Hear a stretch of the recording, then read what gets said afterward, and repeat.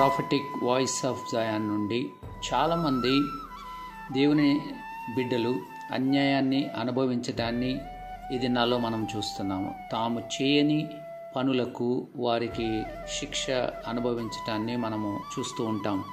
ఇంటిలో కూడా తల్లిదండ్రుల వలన అన్యాయాన్ని అనుభవిస్తున్నటువంటి పిల్లలు, అలాగే పిల్లలు తమ యొక్క తండ్రుల పట్ల అన్యాయంగా ప్రవర్తించేటువంటి విధానాన్ని మనం చూస్తూ ఉంటాం.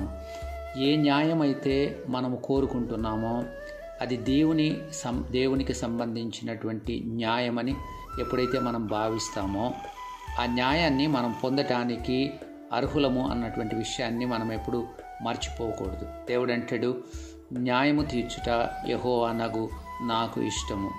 ఒకడు అన్యాయముగా ఇతరుల యొక్క సొత్తును పట్టుకొని పోవటం నాకు అసహ్యము అని దేవుని యొక్క వాక్యంలో వ్రాయబడి ఉంది. ఈ సందర్భంలో కొలస్సీలకు రాసిన పత్రిక 3వ అధ్యాయం 23వ వచనంలో రాయబడిన మాటని మీరు గుర్తు చేసుకోవాలని నేను కోరుతా ఉన్నాను. అన్యాయం చేసిన వానికి తాను చేసిన అన్యాయము కొలది మరలా లభిస్తుంది, పక్షపాతము ఉండదు.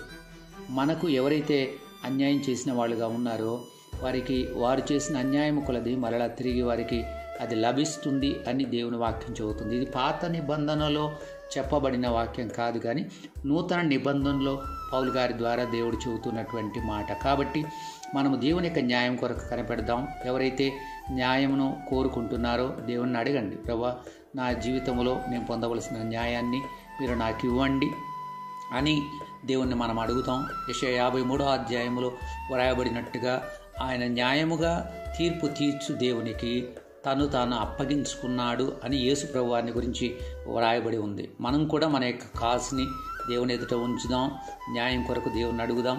తప్పకుండా న్యాయము తీర్చే దేవుడు లోకములో ఉన్నాడని ప్రజలు గ్రహించులాగున దేవుడు తన కార్యాన్ని చేస్తాడని కీర్తన 58వ అధ్యాయంలో వ్రాయబడి ఉంది. కాబట్టి ధైర్యం వహించండి.